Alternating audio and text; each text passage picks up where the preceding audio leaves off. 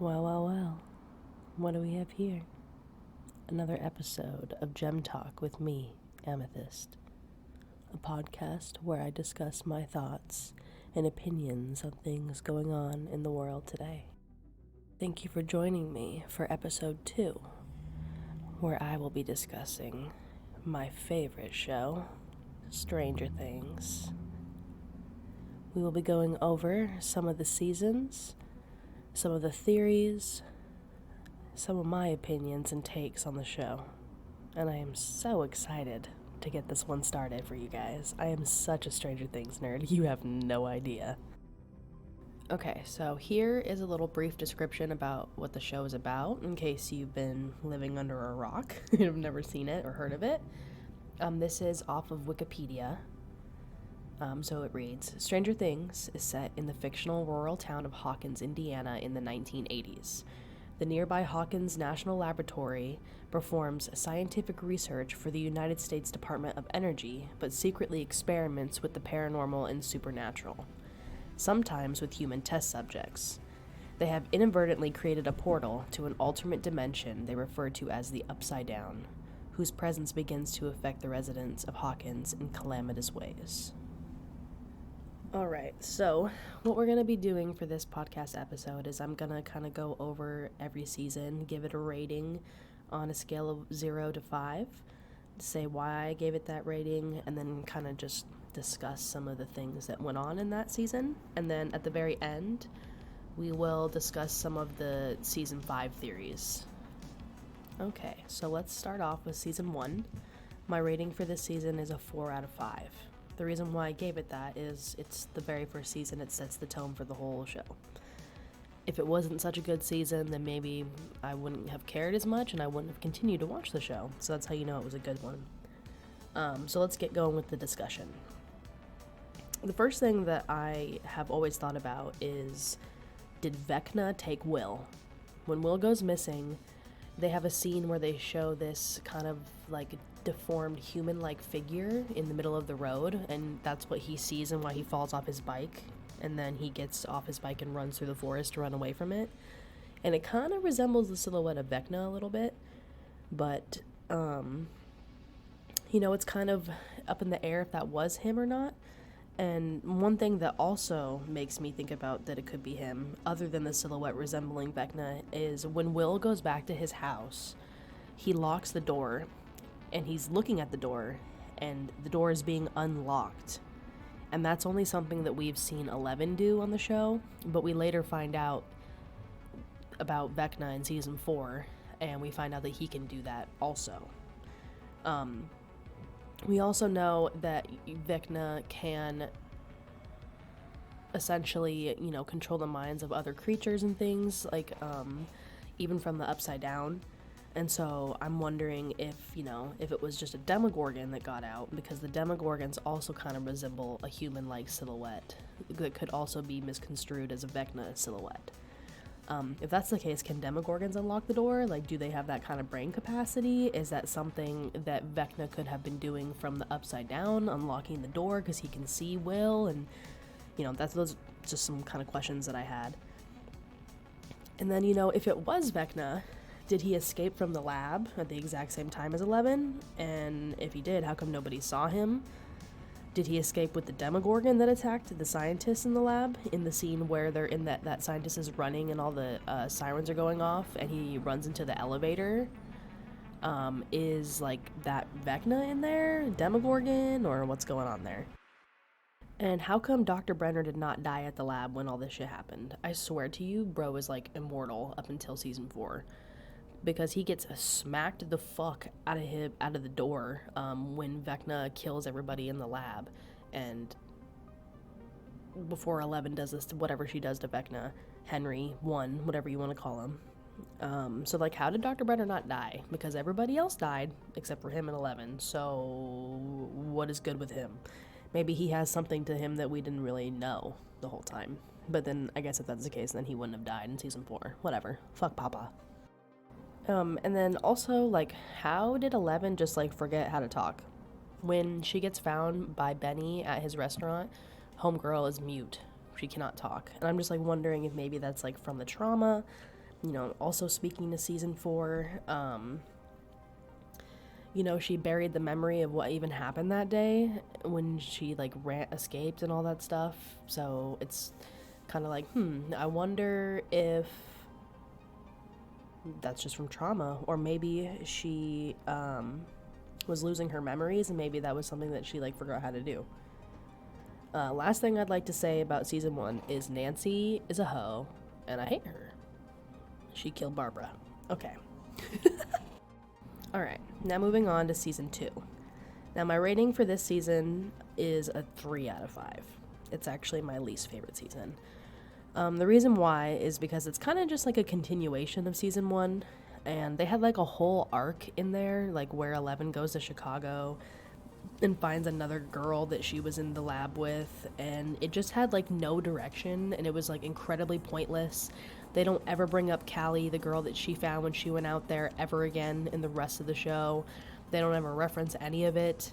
I also kind of feel, in a way, like 11 going to go find her mom was also kind of pointless, because I feel like the only thing that she ever really learned from that was like how to like get into her mom's mind, and she ends up using that strategy to try to help Max later in season 4.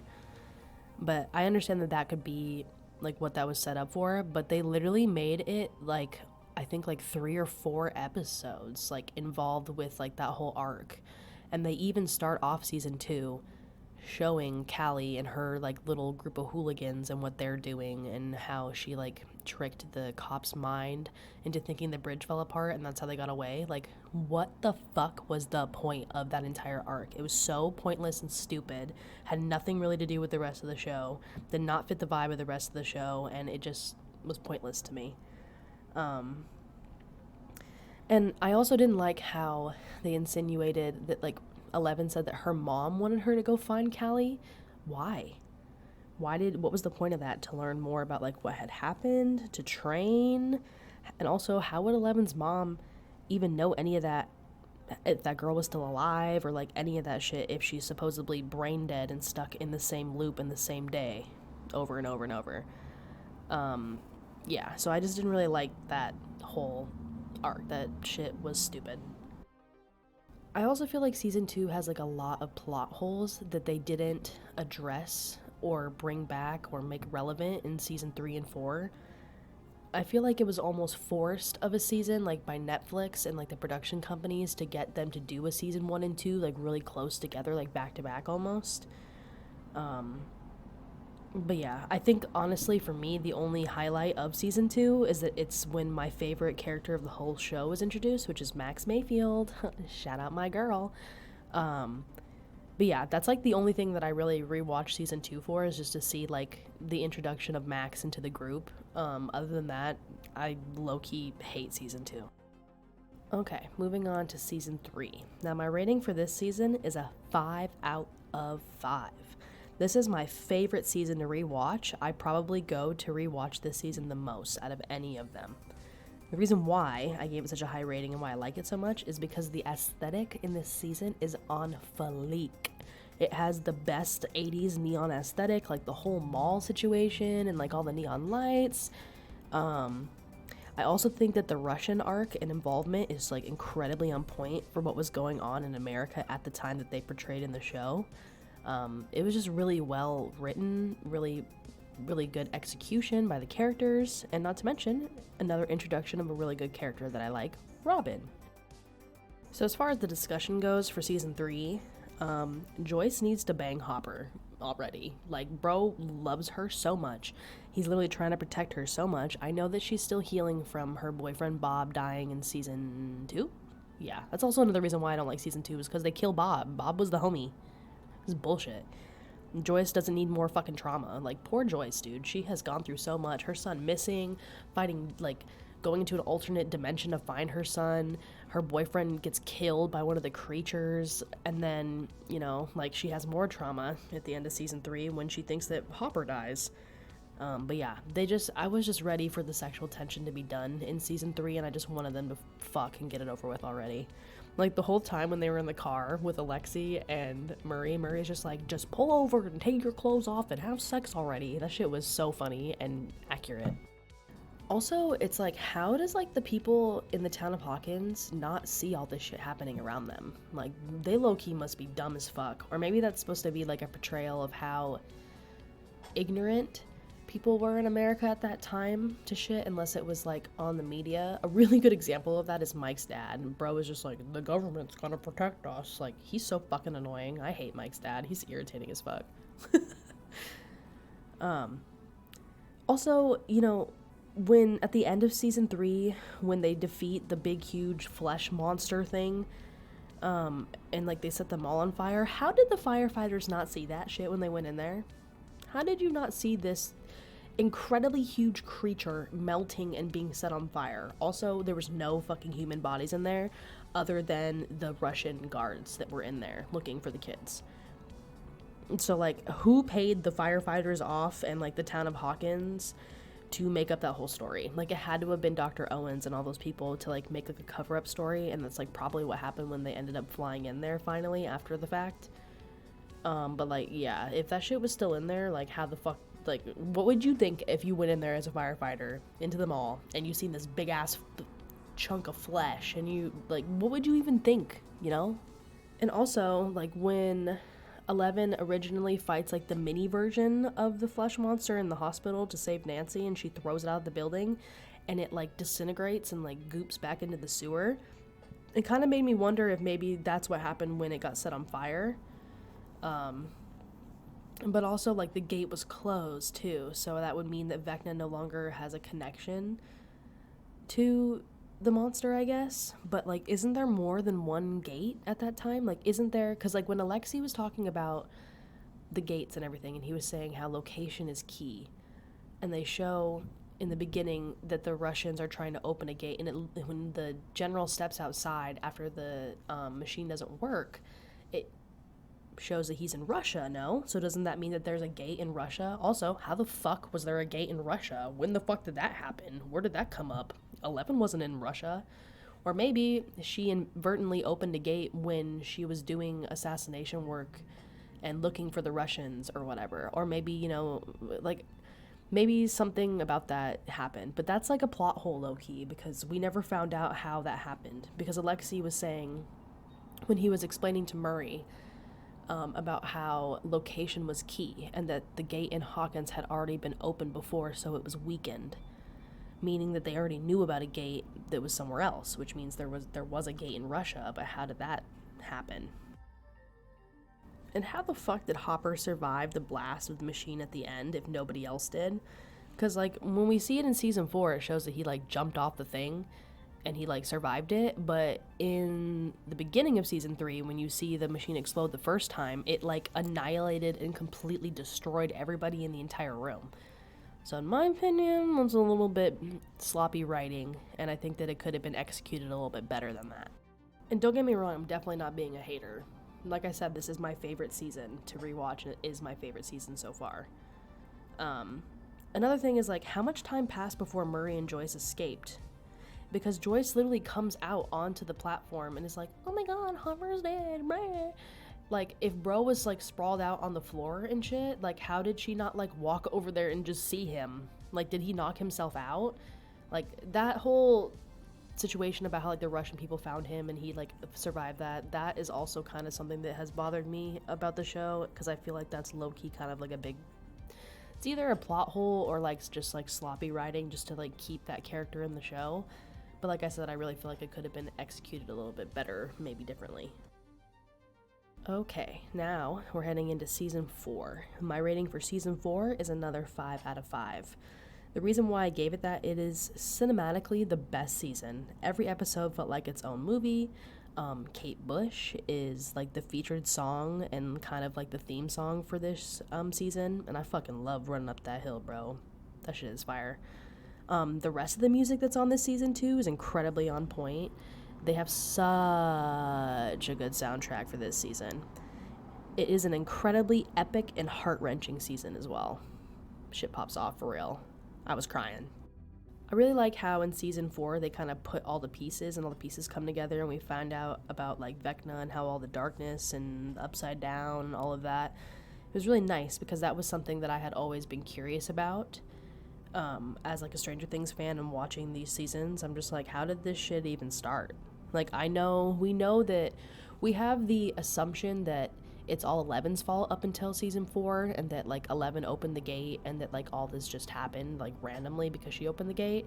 But we get to find out a lot more, and the rest of the story unravels, and I just really appreciated that because I had a lot of questions. So we know that in season 4, Vecna is using some kind of like mental thing to get into people's minds in Hawkins and kill them in order to gain power and open gates. And I guess whenever he kills on a spot, it opens a gate there, and he needed to have 4 gates open to connect to like open like this huge gate into Hawkins. In season 3, Vecna takes over Billy, Max's brother, and there's a scene where they're talking to each other, 11 and Billy, and he's saying like, I needed your power or whatever, and like I built this for you. And if Vecna needed 11's power so bad or wanted to fuck with her, you know, why didn't he just enter her mind when she was like just playing like a normal girl when she had no fucking powers, and just kill her? Like, and so that he didn't have to deal with that. Or maybe he thought she wasn't a threat anymore because she didn't have powers anymore. Another thing to consider is maybe Vecna's reach only goes as far as Hawkins. And because at the time in season 4, 11 was in California. So maybe he wasn't able to reach her. Maybe he tried and couldn't find her because she was so far away from Hawkins. When all the gates lined up after Max died, like, did they not leave a huge hole in the ground? How were they, like, covered up? Or were they just blocked off by, like, barricades in the town or something? Because the very last episode of season 4, they're showing everybody in the town, like, going, like, what's it called? Like, FEMA mode. Like, they all, like, are recovering after a natural disaster. They're all taking shelter, like, in the middle school gym or whatever, the high school gym. And it's like, what did y'all think that shit was? Like, what did you think the shit in the ground was? Or could they not see it? Because it's kind of confusing, because it shows the whole, when the gates open, it shows the ground crumbling. And like Jason, you know, fuck Jason, by the way. Jason gets cut in half when they're inside of Victor Creel's house, when the gates do open and Max dies for a second. And it like cuts his whole fucking body in half. And so, like, that's pretty high up from the foundation of the house. So it kind of just makes me wonder, you know, how was that covered up? Like, how did people not see that shit? Like, what did they think about it? Yeah, I feel like that's also kind of a plot hole, because it's like, if the gates were open, the gates always look like they're open. Like, when you look at the gate that was on top of Eddie's uncle's trailer or whatever, it's like leaking fluid, and it looks like diseased. And like every time there's a gate somewhere, there's like a visible crack. So it just makes me, like, visually, I just kind of wonder what the town looked like in the aftermath of all of those gates opening. Also, like, why does Mike's family want to stay in Hawkins so bad?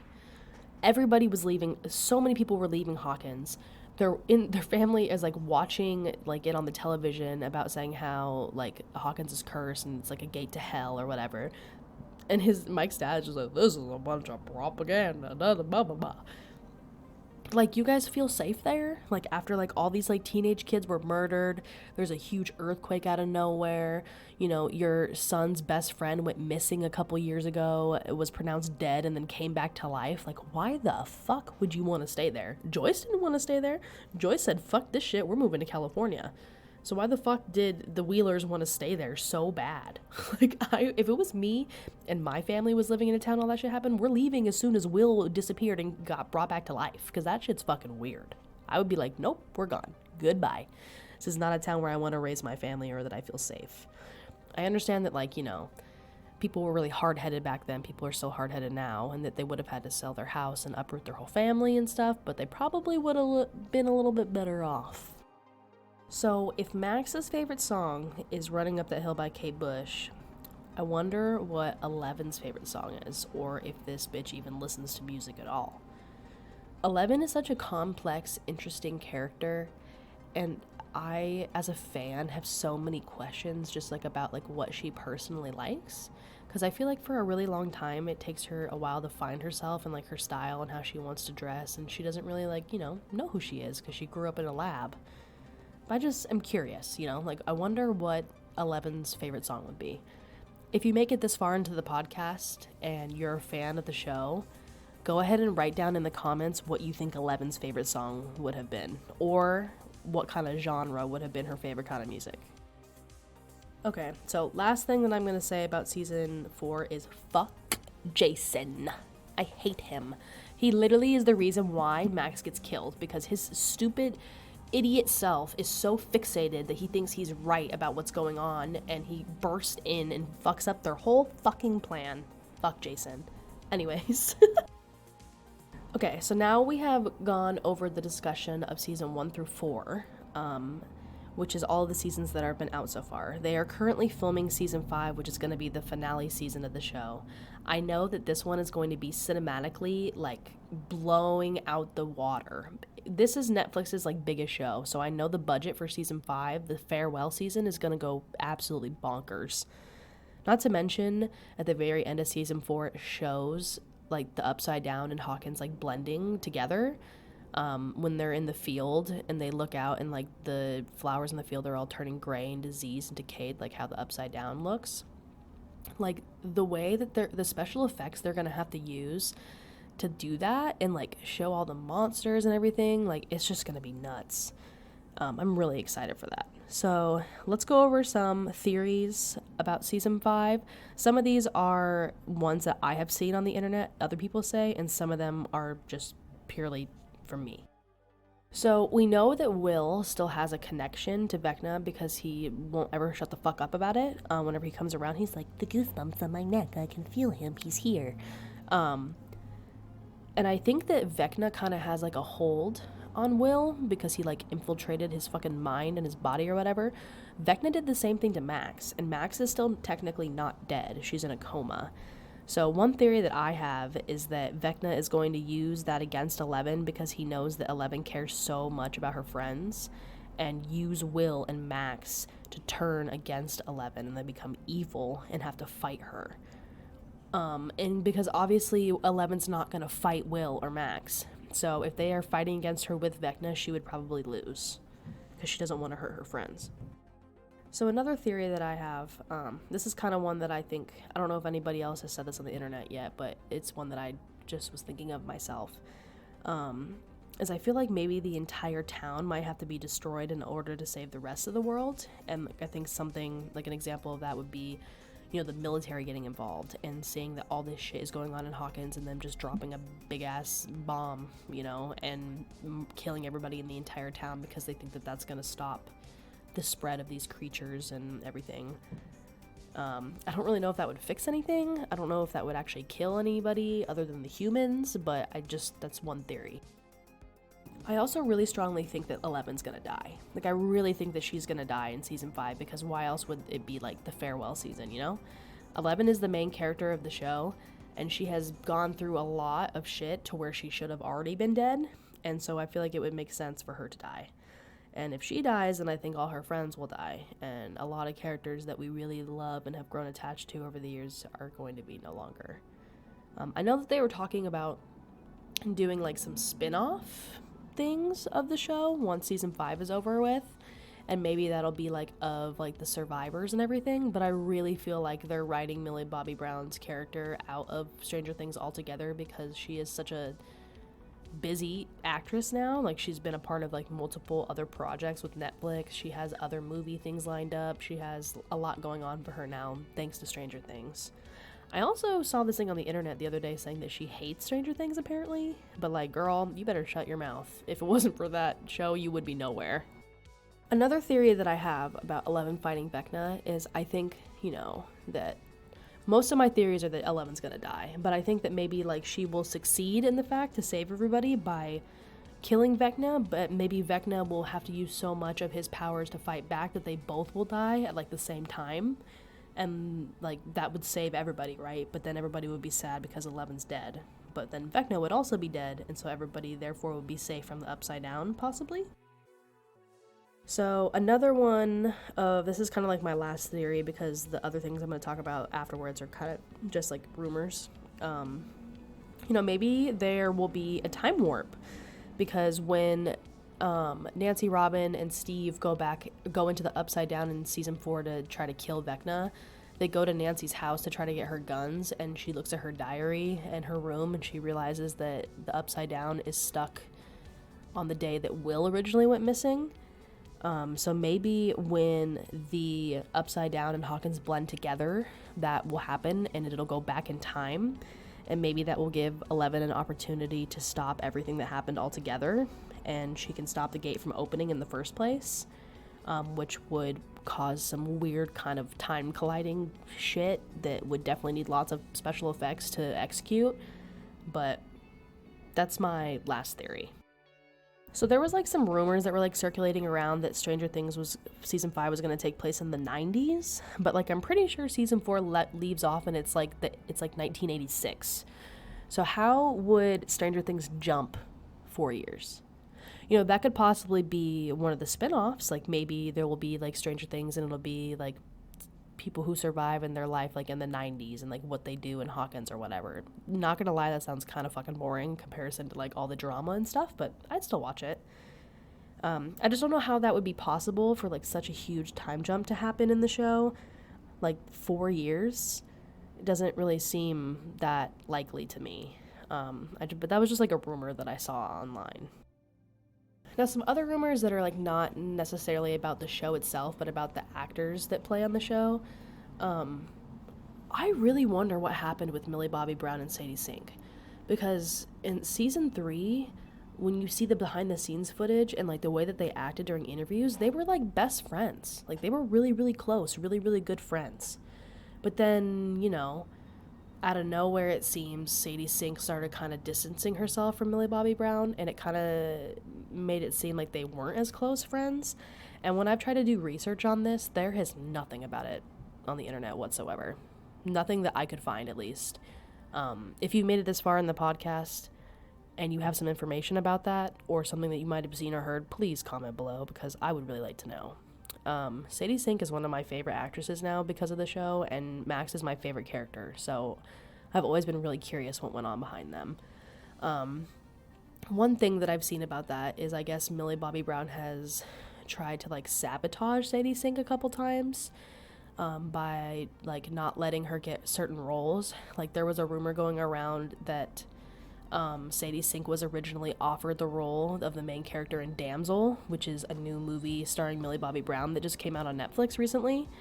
You know, and like that would make sense why they're not friends if Millie Bobby Brown is just a bitch in real life and is like sabotaging people that she used to work with to get opportunities outside of the show. But Sadie Sink has gotten plenty of opportunities outside of the show, regardless of Millie Bobby Brown and anything she would try to do to her.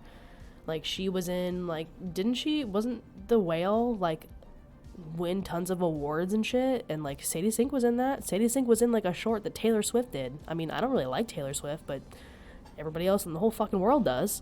So, Millie Bobby Brown wasn't a part of that, you know? And has Millie Bobby Brown ever done any other movie other than something associated with Netflix? Because I don't think she has, I want to say. And if she does, then I'm just not aware of it. Because as far as I know, she's done like Enola Holmes, which is Netflix. She did Damsel, Netflix. Stranger Things is Netflix. And like I haven't really seen her doing much else, like other than that. I could be wrong, but I'm pretty sure that she's just a strictly like Netflix girl. She probably has like some kind of like agreement with them to like solely do Netflix roles. And maybe that's why Millie Bobby Brown supposedly sabotaged Sadie Sink for the Damsel role, because she's jealous that Sadie Sink is getting opportunities outside of Netflix. Don't know. And you know, there's been a lot of speculation about Millie Bobby Brown's character, and like not her character, but like her character, like who she is as a person. And a lot of people have spoken negatively on her, and you know, people have claimed that she isn't supportive of the LGBTQ community, that she is like self-centered and all this stuff. But I mean, she grew up and became a star because of this one show, and it's Netflix's most popular show, and everybody knows Millie Bobby Brown as 11. We all love 11. But the way that, like, Millie Bobby Brown carries herself, I wouldn't be surprised if she's, like, self-centered and a bitch because, you know, fame really does that to you, especially when you're younger. And if you look at the progression of the interviews of the cast from season 1 to season 4, she definitely just comes off kind of like, I'm the star, everybody shut up, I need to answer all the questions, or she's completely silent. Because she was bullied a lot during, like, the interviews for season 1, 2, and just 1 and 2, I think, when she was really younger. And people would always say that she, like, talked too much and that she would cut people off and interrupt other people that were talking. But that's, like, a trait of, like, a little kid, you know, that's, like, really excited about something. I used to do that when I was a little kid, when people would talk to me and I would interrupt them. But that doesn't mean that I didn't care what other people had to say. But, you know, I feel like Netflix does a really good job at covering up any kind of anything that would be about her, because I haven't seen anything, really. It's all just speculations and people's opinions, but hasn't been really any, like, solid proof to show that Millie Bobby Brown has done any of that stuff to anybody, like to Sadie Sink specifically. Like, I haven't seen anything to confirm that is true, that she sabotaged Sadie Sink's opportunity to get the Damsel role. I just know that Damsel came out and that I want to see it. You probably want to see it too if you're a Stranger Things fan. It looks really good, and Millie Bobby Brown is a really good actress. But it makes me feel a little bit more hesitant to support her if behind the scenes she's being a cunt. So, alright, y'all. I hope that you enjoyed this podcast episode. Thank you for discussing my favorite show, Stranger Things, with me. I hope that you are just as excited for season 5 as I am. I cannot wait. I know that they will be filming for another 8 to 9 months, and that it will take 90 million years of editing to get the show done. So I think we're looking at a late 2025, early 2026 release. I'll be waiting, bruh. I'm about to repurchase a Netflix account as soon as that shit drops. That's all I know. I'm not paying for Netflix. I'm not giving them a dime until that show comes out. It's the only show that, like, because you can use, like, streaming services, you know, like on the little websites to watch things on Netflix, but you can't do that for shows or movies that just came out, because they'll either be bootleg or they'll be, like, in another language. Like, I tried to watch Damsel on one of these websites and it was only in German. So, and I don't speak German. So yeah, as soon as that shit drop, Netflix can get my money again. But until then, I ain't giving them nothing.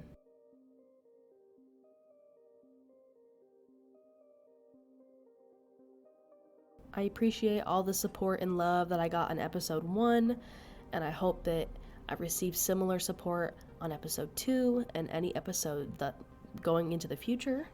I will be having special guests on the podcast in the future, doing, you know, different discussions of different things.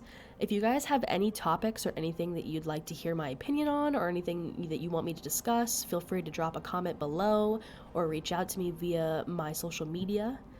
I go by Amthyst with no E, so that's AMTHYST _VBZ on Instagram. That's the best place to contact me and talk to me about the show. Or, you know, you can just drop a comment below. Please leave a like on this podcast so that we can get more traction and more people to listen to me talk about stuff that I think about. And yeah, I'm so looking forward to starting this journey. This podcast has been something that I've been wanting to do for years, and I'm just really excited. Eventually, we will be on Spotify and other platforms as well. You can blame DistroKid for that. I'm currently in the middle of trying to talk to them to get stuff figured out behind the scenes to make that work. But in the meantime, I will be posting all episodes here on my YouTube channel. I'm going to make an attempt to make these a weekly thing. Unless I just literally have nothing to talk about, then I might skip a week. Sometimes I might post multiple episodes in 1 week. Who knows? I kind of just like to be a little reckless and live my life and do what I want to do. Who's going to stop me? 11? No. Just kidding.